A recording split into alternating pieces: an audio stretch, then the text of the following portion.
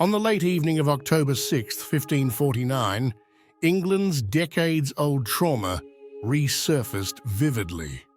The Lord Protector, Edward Seymour, brought his 12-year-old nephew, King Edward VI, under his control. As the king's uncle, Seymour initially intended to take him to the Tower of London.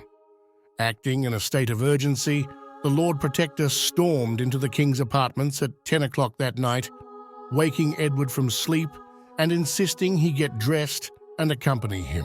Move, quick! Edward, suffering from a cold, protested against being forced to ride through the chilly English autumn night from Hampton Court in his condition. However, his uncle would not relent. Gripped by panic and convinced his own life was in imminent danger, Seymour pressed on, disregarding the young monarch's pleas.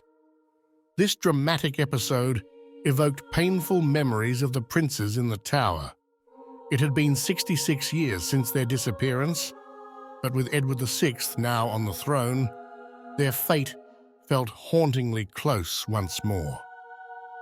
Edward V and Richard of Shrewsbury, the young king's great-uncles, had also been just 12 and 9 years old when their uncle, Richard III, took them into his custody as Lord Protector. Edward VI's journal provides a powerful testament to the unease surrounding these parallels, even before that fateful night. Reflecting on rumours of his own mortality, the young king wrote, "I passed through London because there were rumours I was dead." Foreign ambassadors frequently reference Richard III in letters to their homelands, stoking fears of history repeating itself. These anxieties reached a fever pitch earlier that year when Thomas Seymour, the king's other uncle, attempted to abduct Edward in January. In a grim twist, it was Edward himself who ultimately decided that Thomas should face execution. Edward Seymour, the Lord Protector, lacked the resolve to carry out this decision himself, leaving it to the young king to make the call. By October, 9 months after Thomas's failed coup, Edward Seymour's position was slipping. Opposition to him in the Privy Council was mounting, and the young monarch was growing increasingly critical of his uncle's rule. In desperation, Seymour resorted to a dramatic and ominous act that seemed to mirror Richard III's actions decades earlier. Yet, there were 3 critical differences between the events of 1483 and 1549. First, Edward Seymour was not Richard III. He lacked the political acumen of the last Yorkist king. Second, the story of the princes in the Tower was widely known and deeply ingrained in the collective memory. This made the lords of the realm highly suspicious of any similar actions, especially after Thomas Seymour's earlier nocturnal attack. Third, and most importantly, Edward VI was not Edward V. Seymour would soon learn what this final distinction meant, and he would pay dearly for not seeing earlier. According to the will of Henry VIII, there should have been no Lord Protector after his death. The late king explicitly forbade such an arrangement, instructing instead that the Privy Council collectively govern on behalf of his young son, Edward VI. To ensure this directive was followed, Henry named the council members just days before his death, bolstering their authority. However, upon hearing of the king's death, Edward Seymour, the Earl of Hertford, moved swiftly. He hurried to secure the 9-year-old Edward and brought him to London, persuading the boy that he must rule under Seymour's regency. In the brief interval between Henry VIII's death and Seymour's ascension as protector, one revealing source mentions Richard III in a significant way. All grants issued by Edward's predecessors were confirmed, except those of Richard III. On February 1st, 1547, William Paget formally proposed that Seymour be made Lord Protector, directly contradicting Henry VIII's wishes. He would later on be one firm critic of Seymour. But for the moment, The two men were in agreement. The council accepted the proposal, especially after securing the young king's approval. Of the 28 council members, only 2 opposed the motion: Chancellor Thomas Wriothesley and Thomas Seymour, Edward Seymour's brother. The measure was thus adopted, and on February 4, 1547, Edward VI officially appointed Seymour as protector. Seymour wasted no time consolidating his power. Before Edward's coronation on February 20th, 1547, he had made himself Duke of Somerset. Soon after, he secured the authority to appoint and dismiss Privy Council members at will. By Christmas of that year, a formal procedure for recalling the Protector was established. It was Thomas Seymour who had advocated for this. Leading Parliament members agreed. For the recall to occur, Edward VI himself would need to sign a letter, sealed with the Great Seal. In practice, this safeguard seemed ineffective. Seymour ensured the young king was always under his control and entrusted the Great Seal to a loyal council member. Doubts about Seymour's intentions soon arose. Far from acting as a mere regent, he began to cultivate his own court, referring to himself with the royal "we." His ambitions led to a dispute with Catherine Parr, the late king's widow, who had secretly married Seymour's brother Thomas. The quarrel centered on jewels Henry VIII had gifted Catherine. Anne Seymour, Edward's second wife, demanded these jewels for herself, claiming the title of the highest-ranking woman in the land.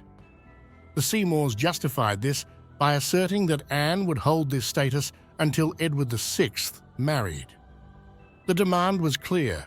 Catherine, the last queen, was expected to relinquish the jewels to the person who had replaced her. The Seymours' appetite for wealth extended far beyond jewels. Edward Seymour accumulated vast lands and privileges, often at the young king's expense. His annual income soared to a staggering £12,800, a gigantic fortune when compared to Edward IV's combined wealth, which was roughly a tenth of that sum at his death.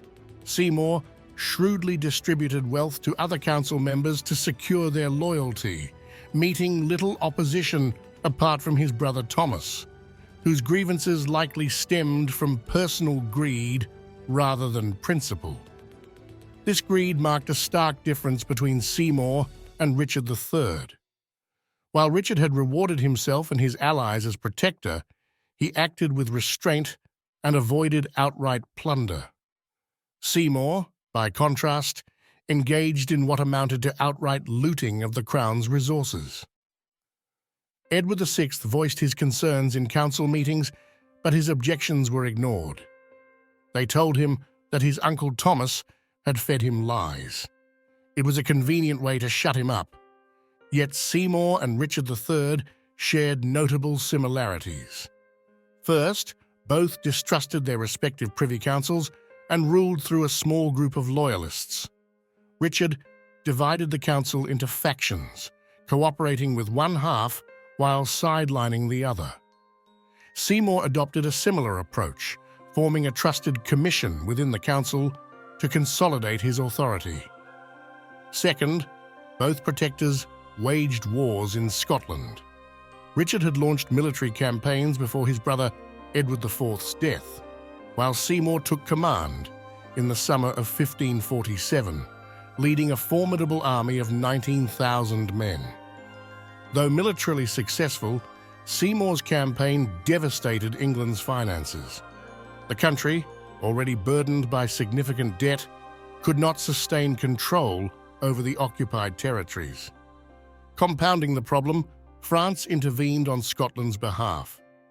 A key objective of the war, to secure a marriage between Edward VI and Mary, Queen of Scots, failed when Mary was secretly shipped away to France.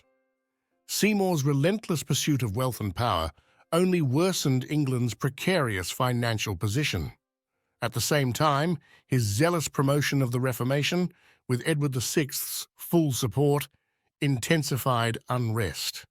The Book of Common Prayer was made mandatory, and measures were taken to strip Catholic churches of traditional designs. This volatile combination of economic hardship and religious upheaval sparked widespread dissent. By 1548, riots were breaking out across the country, escalating into full-scale uprisings by 1549. Seymour failed to recognize the shifts occurring around him. Sir Clements Markham captured the situation in a colourful, if not particularly academic manner. Edward, who had more sense in his little finger than both his uncles put together in their whole bodies, at once saw the impropriety. Seymour also overlooked a critical development. Edward VI was no longer merely interested in governance. He was becoming increasingly capable of active involvement. The execution of Thomas Seymour, which ultimately rested on Edward's decision, had instilled in the young king a determination to understand political processes and assert his voice. His journal reflects this transformation, showing his keen interest in the details of governance and providing evidence that he had access to substantial information. I show one example on the screen. Edward's growing assertiveness was mirrored in the records of the Privy Council, which repeatedly urged the Protector to consult the Council, especially in the context of the uprisings. The Council called for decisive military action, but Seymour opted for a populist stance. Refusing intervention, he declared that the rebels had legitimate grievances, blaming the gentry's greed for driving them to revolt. "It is better to fight than to languish," he proclaimed, oblivious to the irony of his own position. Opposition within the council grew, led by John Dudley, the Earl of Warwick, with early support from Thomas Wriothesley. By June 1549, when Exeter was besieged, the council demanded military intervention once again. Seymour, prioritizing reinforcements for the English forces under pressure in France, initially resisted. However, the rebellion in Norfolk, led by Robert Kett, forced his hand as it gained alarming momentum. By then, some council members had already acted independently. Russell, Grey de Wilton, and Herbert had brutally crushed uprisings in the Midlands, even hanging men from their own sheds. Seymour eventually dispatched a relatively small force under the Marquess of Northampton to Norfolk. Among the troops were German Lansquenets originally intended for the campaign in Scotland. Seymour issued strict orders to avoid direct conflict, but to his horror, Northampton engaged the rebels with just 1,500 men. The result was catastrophic. Kett's forces annihilated the Royal Army, capturing several prominent commanders. The aftermath left Seymour in a precarious position. His public sympathy for the rebels had undermined his authority, his orders had been ignored, and now several nobles languished as prisoners of the rebellion. In desperation, he turned to Dudley, instructing him to lead an 400-strong army originally destined for Scotland to crush the Norfolk uprising. Once again, Germain mercenaries were part of the forces, and they were enraged about the fate of their countrymen. At the time, Seymour was unaware that Dudley had emerged as the leader of the council's opposition against him. Meanwhile, the lack of reinforcements for Scotland and France led to military disasters on both fronts. Although Dudley decisively ended Kett's rebellion in August 1549 with brutal force, England's overall state remained dire. Upon returning to London on September 14, 1549, Dudley rallied the majority of the council against Seymour. Their consensus was clear: the Lord Protector must resign. Edward VI himself, surprisingly aware of the unfolding drama, wrote in his journal, 19 councillors met in London and wanted to meet with the Lord Protector so that he would put an end to the troubles. He, fearing for his position, sent the secretary to the Lords in my name. He was to find out why they were meeting together and uniting their troops. If they wanted to talk to him, they should do it in a peaceful way. Edward's account reveals an explosive new detail. The council had begun mobilizing troops. Dudley, in particular, likely brought his soldiers to London. The army, initially destined for Scotland and later deployed against the rebels, was never disbanded. Especially the Germans had earned themselves a reputation of being merciless killing machines. The people feared them. Seymour, who had been with the king at Hampton Court since September 18, 1549, was blindsided by this move. Possessing a stamp with the king's signature, Seymour issued numerous letters in Edward's name, summoning loyal subjects to Hampton Court to protect both the king and himself. This decision was likely prompted by Secretary Petra's defection to the council. Edward's journal entry from October 5th sheds light on the situation. The Lord Protector ordered at 6 a.m. that weapons should be taken from the armory at Hampton Court. There were about 500 harnesses to equip his own men and mine. They were to occupy the gates to the palace.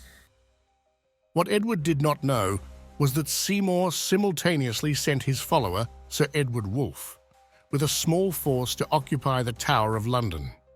Seymour intended to use the fortress as both a stronghold and a means to control Edward, a strategy that had worked in the past. For the first time during this crisis, Edward took an active role. He refused to personally sign any documents Seymour presented, forcing Seymour to rely solely on the stamp. This action did not go unnoticed by the council, who understood Edward's reluctance, since every signature looked exactly the same. In response, they escalated matters by issuing letters across the country declaring all documents stamped with the king's signature invalid. They accused Seymour of abusing the stamp to usurp royal authority, asserting their loyalty to Edward VI while undermining Seymour's position. Faced with this growing threat, Seymour prepared to occupy the tower, but received devastating news in the early evening. Dudley had anticipated his move and already seized control of the fortress. Further complicating matters, Russell and Herbert, whom Seymour considered loyal, had defected to the council and brought their troops to London as well. Recognizing that Hampton Court could not be defended with just 500 men, especially since many of them were loyal to Edward rather than himself, Seymour faced an untenable situation. The loyalty of the yeoman remained firmly with the king. This was established after Thomas Seymour's failed attempt to abduct Edward. Edward, meanwhile, had retired to his chambers early due to a worsening cold. However, Seymour showed no concern for the king's condition. As Edward later recounted, Between 9 o'clock and 10 o'clock at night, I went to Windsor. There were guards there every night. I think I'm a prisoner. The first two sentences of this account appear in Edward's journal. The third was reported by council delegates who spoke with the king. Edward also expressed frustration that he could not walk in Windsor's gardens, a statement some historians have dismissed as naive. However, this interpretation misses the point. Edward used this example to illustrate his sense of captivity. His freedom of movement had been stripped away, and Seymour confined him to Windsor's keep, which he believed was easier to defend. The council delegates raised a troubling issue. Edward's health had deteriorated significantly. Seymour had forced the young king to ride 15 miles, 24 kilometers, from Hampton Court to Windsor through the cold October night, further weakening him. The journey took several hours on horseback.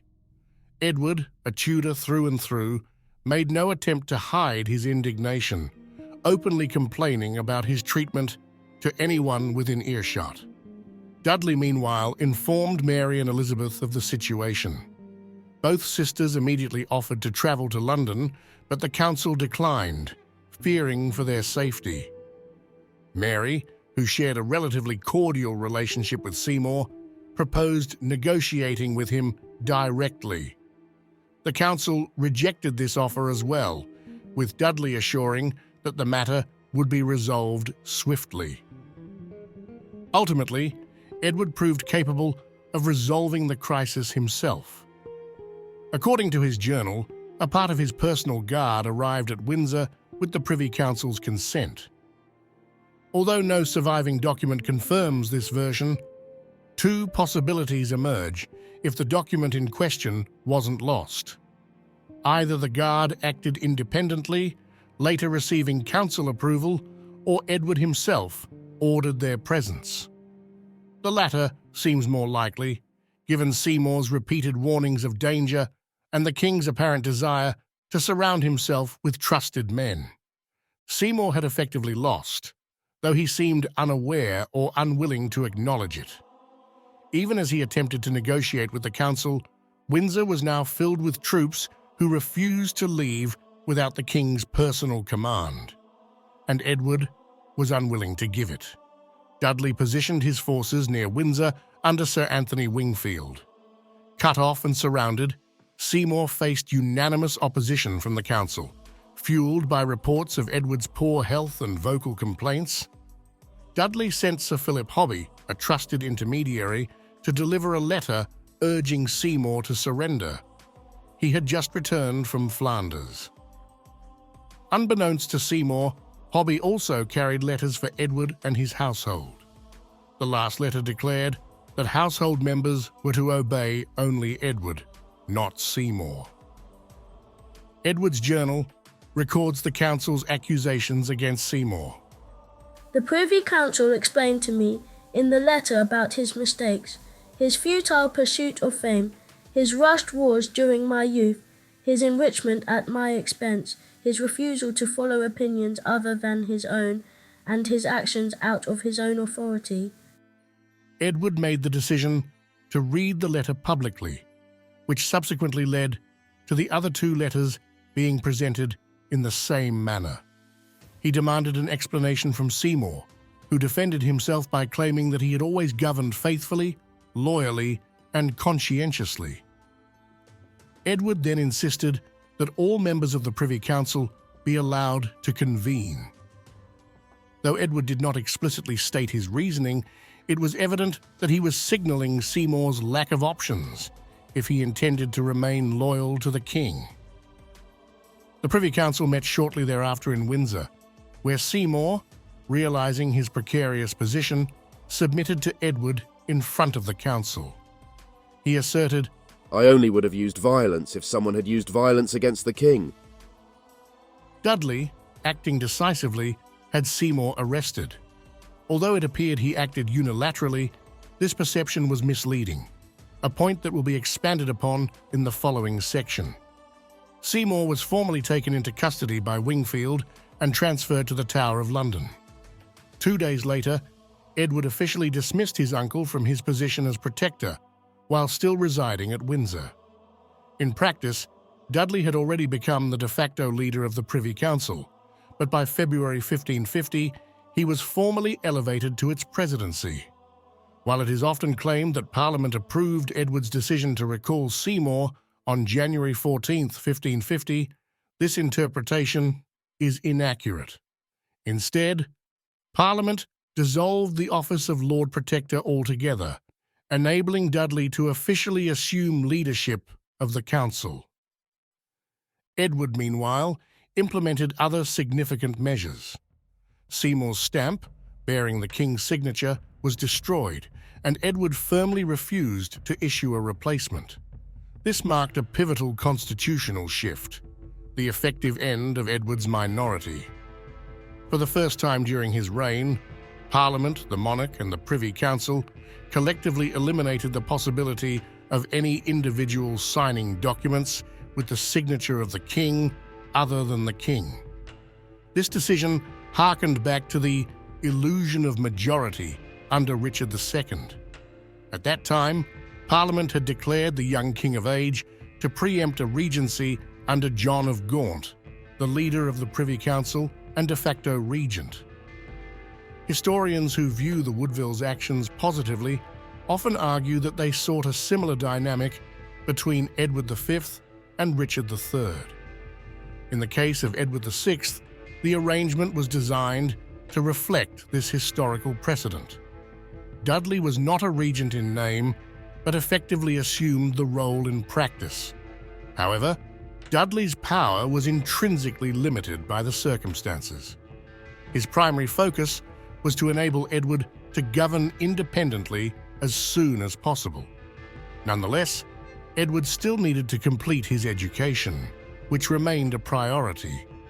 While Edward was not yet prepared to conduct all official business by February 1550, the absence of a protector meant he had no choice but to take on a significantly more active role. Every decision now required his direct approval, underscoring his growing authority and involvement in governance. The first question facing the Privy Council was clear. What should be done with Seymour? Within the council, tensions ran high, with several members urging Dudley to ensure Seymour faced the ultimate punishment. According to official accounts, Edward was initially unaware of these deliberations. The king reportedly sought answers from Archbishop Thomas Cranmer, with whom he shared a close relationship, about his uncle's fate. When Edward learned that Seymour had been imprisoned in the Tower awaiting punishment, he was said to be horrified and exclaimed, "My uncle would never harm me." This statement is often interpreted as evidence of Edward's naivety. However, it suggests quite the opposite. A closer look at his journal reveals that Edward not only knew Seymour had been sent to the Tower, but also had knowledge of the general route taken. Edward himself had been forcibly moved to Windsor while ill, where he felt imprisoned. He harbored no illusions about his uncle's actions. Additionally, Edward noted that, with his consent, a council-appointed guard had been placed around him. Essentially, a bodyguard led by Sir Anthony Wingfield, his deputy chamberlain, who became the captain of his whole guard. Edward's response to Cranmer, rather than showing naivety, laid the groundwork for a pardon, a resolution Edward pursued and Dudley ultimately supported. Several factors contributed to this decision. Firstly, Edward had already authorized the execution of his other uncle, Thomas Seymour. The idea of executing both uncles within a year was fraught with political and personal implications. Given Edward's lineage as the son of Henry VIII, a king infamous for his executions of people close to him, such an action could have severely damaged Edward's reputation. Secondly, Seymour enjoyed immense popularity among the populace. Known as the Good Duke, he was credited with opposing violent suppression of uprisings and even earned public sympathy for his understanding of the rebels' grievances. Seymour's repeal of Henry VIII's tyrannic treason laws in Parliament further bolstered his reputation. While military failures and economic challenges marked his tenure, these were largely attributed to Henry's later mismanagement rather than Seymour's actions as protector. The public was unaware of Seymour's significant self-enrichment at the Crown's expense. Lastly, whether Edward's decision to pardon his uncle stemmed from personal emotions is a matter only the king himself could clarify. Emotional ties cannot be entirely ruled out. Furthermore, Seymour had strategically married his family into alliances with other council members, which created a degree of resistance to his execution within the council itself. On February 6, 1550, Seymour was granted a pardon, albeit at a significant cost. He was required to pay £10,000, a staggering sum, and forfeited nearly all the possessions he had acquired improperly, as well as much of his own property. By April 10th, Seymour was formally readmitted to the Privy Council. Notably, correspondence from council members present in Windsor during those critical October weeks provides detailed accounts of Edward's behaviour. These letters demonstrate that the king's actions and reactions served as a focal point for their decisions, underscoring the centrality of Edward's behaviour in resolving the crisis. At first, Seymour appeared content with his diminished role as a simple council member, focusing primarily on reclaiming his lost possessions. Though a full restitution was impossible, many of the properties had already been reassigned, Seymour achieved considerable success over time. On June 4th, 1550, Edward granted him the largest package of recovered properties, signalling a partial restoration of his status. Seymour also began regaining political relevance. On May 14th, 1550, he was appointed a gentleman of the Privy Chamber, granting him direct access to the king. 1 year later, on May 10th, 1551, Edward appointed him Lord Lieutenant of Buckinghamshire and Berkshire. Seymour was also included in a delegation addressing religious matters. Around this time, he arranged for his daughter Anne to marry Dudley's son, Viscount Lisle, a move that publicly symbolized his submission to the President of the Privy Council. However, despite these gains, Seymour often demonstrated dissatisfaction with his diminished influence. In some cases, his actions bordered on trivial defiance. For instance, he insisted on accelerating a promotion to ensure it occurred before Dudley was elevated to Duke of Northumberland, a move Seymour had openly opposed.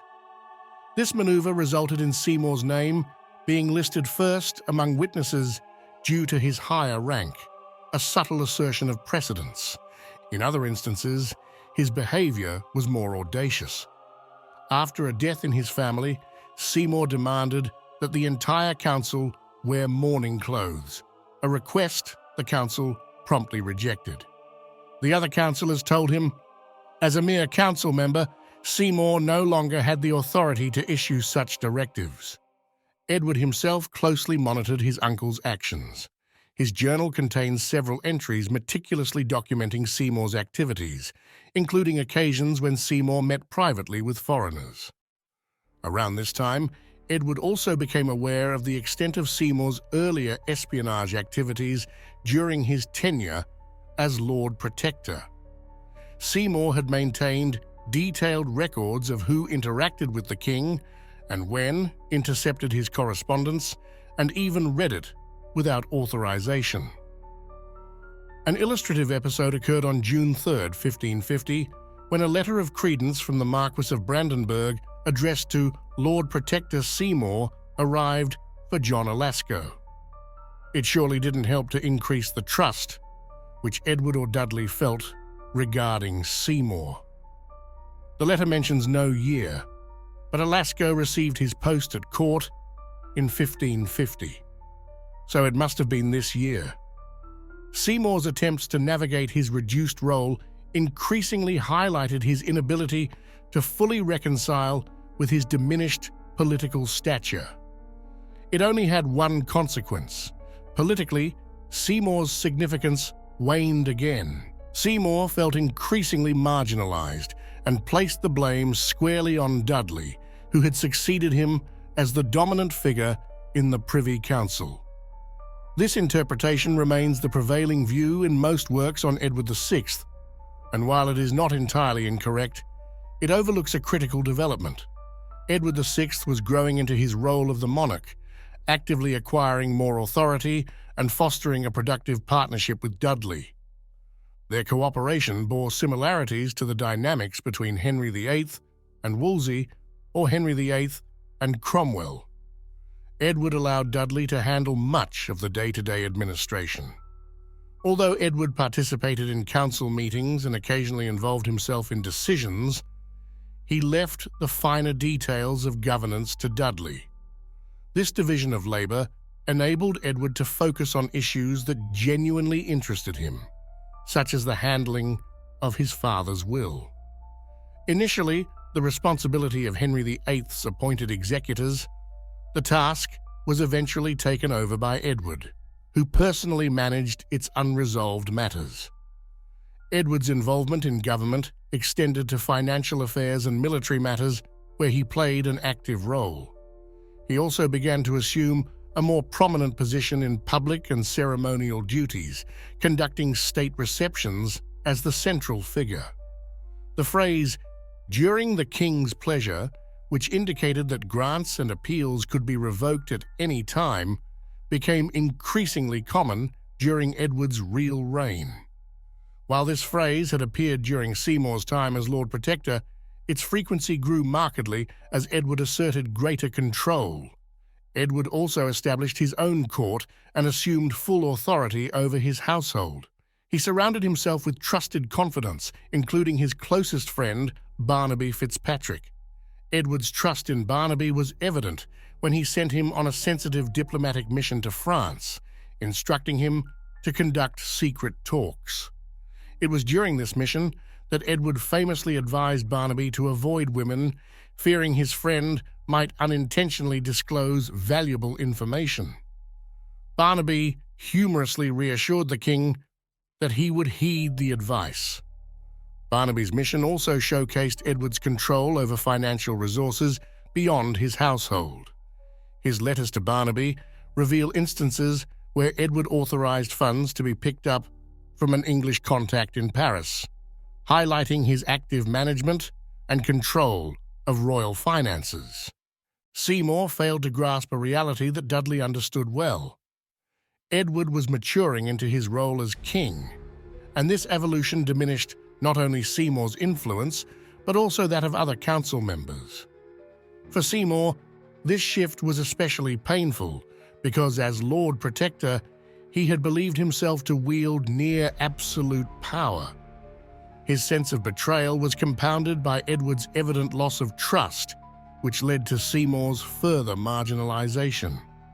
Dudley, by contrast, adopted a more adaptive approach.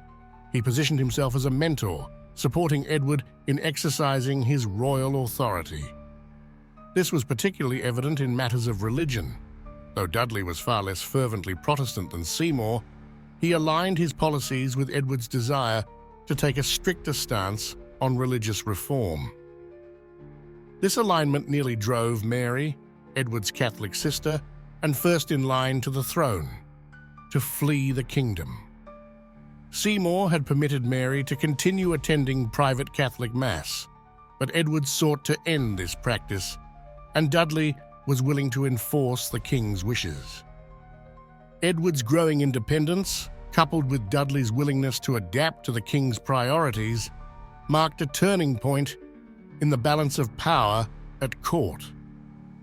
It was not just Seymour, but all council members who felt the effects of Edward's increasing dominance, though Seymour experienced it most acutely due to his previously elevated status. Seymour saw an opportunity in the evolving tensions. By early 1551, rumors circulated that he sought to reclaim his former position as Lord Protector. Whether these rumors were grounded in truth is unclear, but they nonetheless caused significant unrest.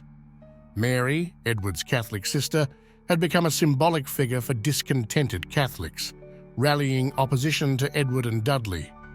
Under Seymour, she had posed no significant threat, but Edward and Dudley had increasingly alienated her, amplifying the potential for conflict. By the summer of that year, Seymour allegedly decided to reclaim his lost power by force. According to the official account, he planned to seize control of the Tower of London and the Great Seal, bring the king under his control, and eliminate Dudley along with other hostile members of the Privy Council. The parallels to his supposed plan of 1549 are striking. And once again, they seem to mirror the princes in the Tower and Richard III. However, for months, no decisive action was taken. 2 years to the day after Seymour's initial arrest in Windsor, Dudley was elevated to Duke of Northumberland in a grand ceremony with Seymour in attendance. Just 5 days later, on October 16, 1551, Seymour was arrested again, vehemently protesting his innocence. Doubts about the legitimacy of these charges arose early and have persisted.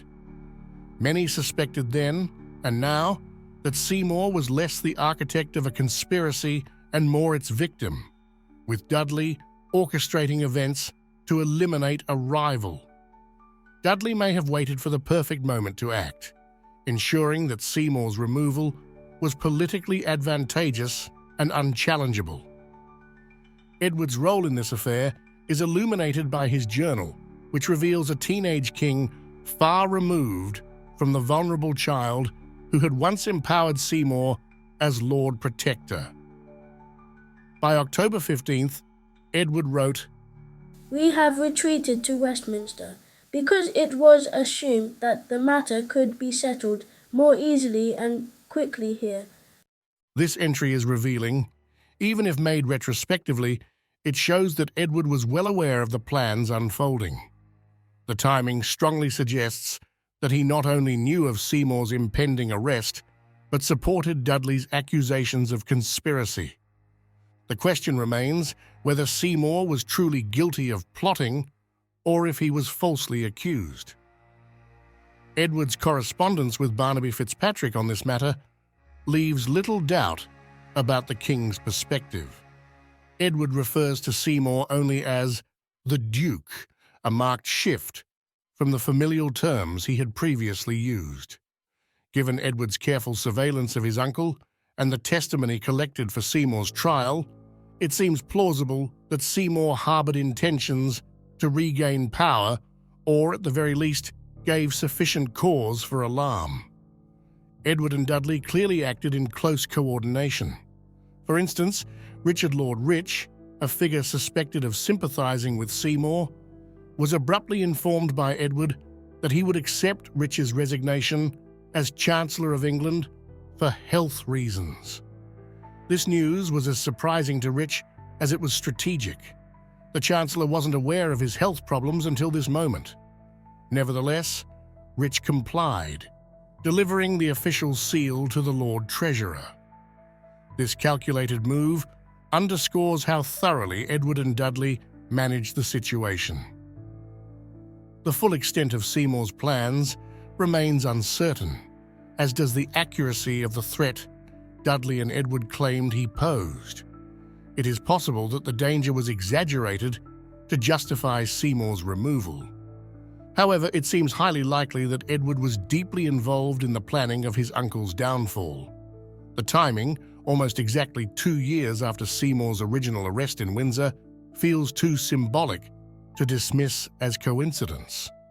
One cannot entirely rule out the possibility that Edward, now a capable and astute monarch, was the true architect of Seymour's elimination.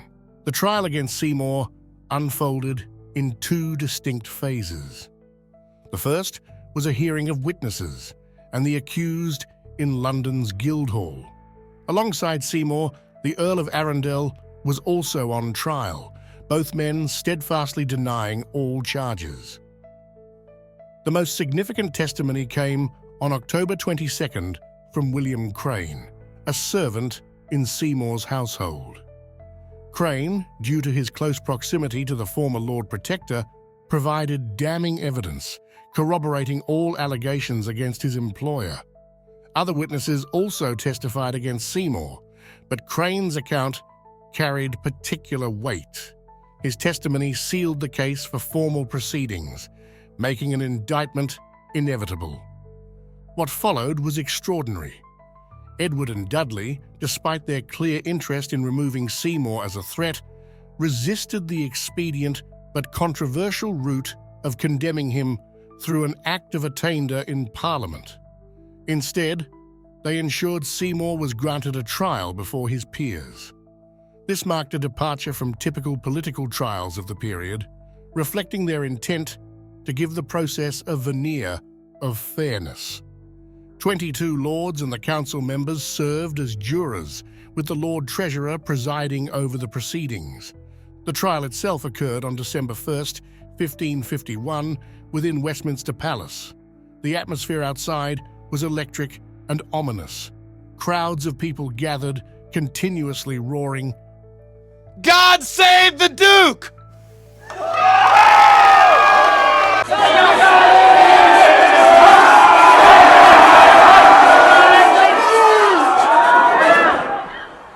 Seymour's popularity among the public remained strong, even in his darkest hour.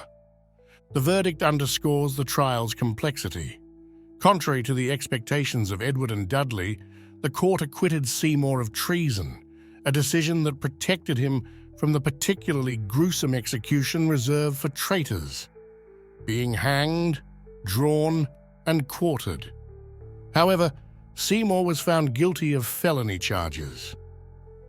While this still carried a death sentence, it allowed him to be executed as a nobleman, beheaded rather than subjected to the indignities of a traitor's death. A significant issue arose, however, in the public perception of the verdict. News spread that Seymour had been acquitted of treason, and the people mistakenly assumed he had been exonerated entirely. Jubilant celebrations erupted, further complicating matters for Edward and Dudley. In the courtroom, Seymour, buoyed by the partial acquittal, made an appeal for clemency. In a gesture of gratitude, he publicly thanked Dudley for ensuring a trial before his peers and requested a pardon. Edward, however, saw through this display and recorded his cynicism in a letter to his confidant, Barnaby Fitzpatrick. Edward noted dryly that Seymour, who had earlier denied any wrongdoing, now admitted his guilt by pleading for a pardon. He admitted what he had denied in court a short time before, Edward wrote, underscoring his view that Seymour's gratitude was hollow and self-serving. The trial and its aftermath revealed much about the political dynamics of the period, the balancing act between justice, public opinion, and the consolidation of power by Edward and Dudley. While Seymour's fate was sealed, his popularity and the dramatic circumstances of his downfall would leave a lasting impression on the people and the court alike. Typically, death sentences were carried out quickly. Convicts were executed swiftly to demonstrate the efficiency of the judicial system. However, Dudley and Edward hesitated in Seymour's case.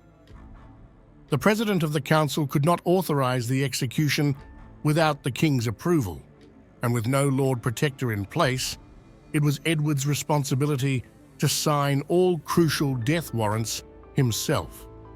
Both men feared the backlash from the people, knowing how popular Seymour remained. As the days passed, public hope for Seymour's release grew.